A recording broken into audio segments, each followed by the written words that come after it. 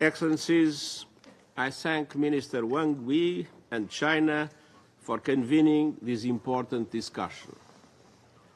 This year marks the 80th anniversary of the United Nations. Born out of the ashes of the Second World War, our organization was the result of a global commitment to, and I quote, save succeeding generations from the scourge of war. It also signaled a commitment to an entirely new level of international cooperation grounded in international law and our founding charter.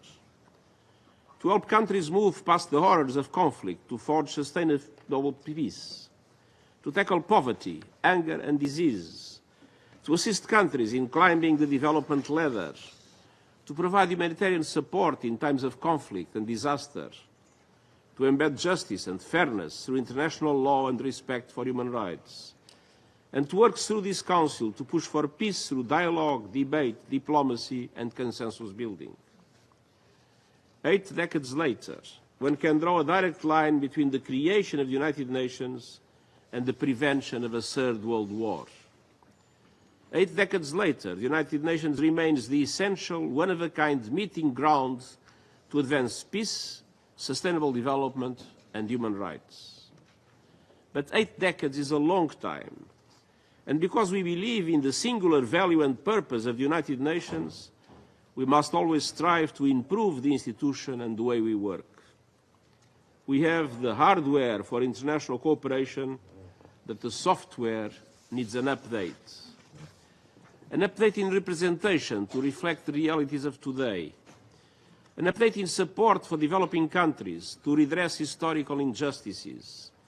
An update to ensure countries adhere to the purposes, principles and norms that ground multilateralism in justice and fairness. And an update to our peace operations. Excellencies, global solidarity and solutions are needed more than ever. The climate crisis is raging, inequalities are growing, and poverty is on the rise. As this Council knows well, peace is getting pushed further out of reach, from the Occupied Palestinian Territory to Ukraine, to Sudan, to the Democratic Republic of the Congo, and beyond. Terrorism and violent extremism remain persistent scourges, and we see a dark spirit of impunity spreading.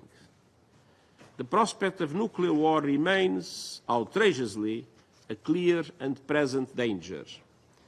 And the limitless promise of emerging technologies like artificial intelligence is matched by limitless peril to undermine and even replace human thought, human identity, and human control. These global challenges cry out for multilateral solutions. The Pact for the Future, you adopted in September, is aimed at strengthening global governance for the 21st century and rebuilding trust, trust in multilateralism, trust in the United Nations, trust in this Council. At its heart, the Pact for the Future is a pact for peace, peace in all the dimensions. It puts forward concrete solutions to strengthen the machinery of peace, drawing from proposals to the new agenda for peace that prioritize prevention, mediation and peace building. The Pact seeks to advance coordination with regional organizations and ensure the full participation of women, youth and marginalized groups in peace processes. And it calls for strengthening the Peace-Building Commission to mobilize political and financial support for nationally owned peace-building and prevention strategies. The Pact also includes the first multilateral agreement on nuclear disarmament in more than a decade. New strategies to end the use of chemical and biological weapons, and revitalized efforts to prevent an arms race in outer space and advanced discussions on lethal autonomous weapons. It also calls on Member States to live up to their commitments enshrined in the UN Charter and the principles of respect for sovereignty, territorial integrity, and the political independence of states. It reaffirms unwavering commitment to abide by international law and prioritize the peaceful settlement of disputes through dialogue. And it recognizes the role of the United Nations in preventive diplomacy. And it reinforces the need to uphold all human rights, civil, political, economic, social and cultural. It calls for the meaningful inclusion of women and youth in all peace processes. And it specifically calls on this Council to ensure that peace operations are guided by clear and sequenced mandates that are realistic and achievable with viable exit strategies and transition plans. But the pact does even more for peace. It recognizes that we must address the root causes of conflict and tensions. Sustainable peace requires sustainable development.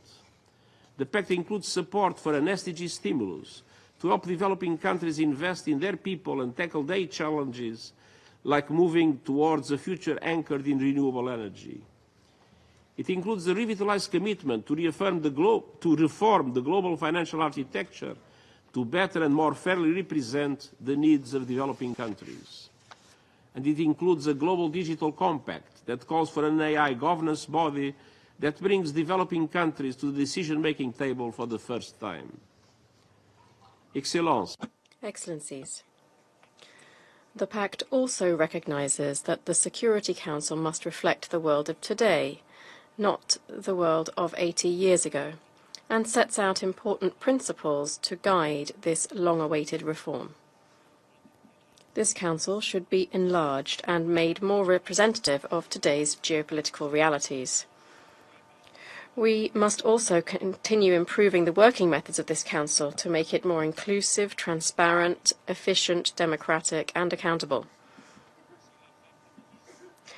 These issues have been under consideration by the General Assembly for more than a decade. Now is the time to build on the momentum provided by the Pact for the Future and work towards a greater consensus among regional groups and member states, including the permanent members of this Council, to move the intergovernmental negotiations forward. Throughout, I call on members of this Council to overcome the divisions that are blocking effective action for peace. The world looks to you to act in meaningful ways to end conflicts and ease the suffering these wars inflict on innocent people. Council members have shown that finding common ground is possible.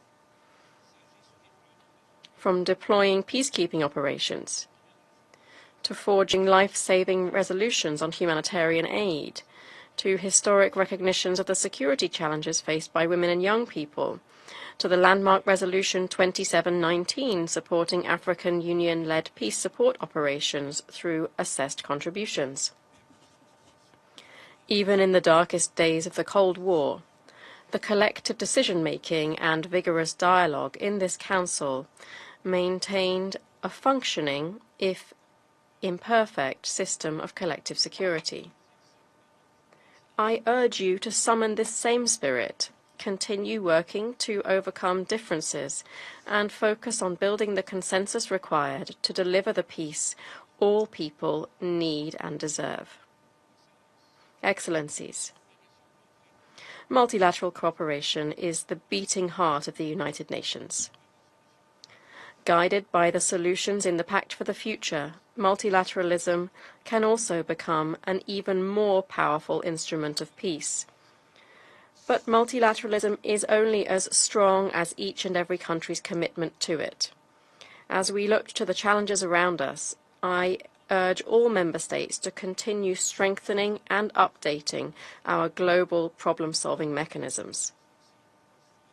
Let's make them fit for purpose, fit for people, and fit for peace. Thank you.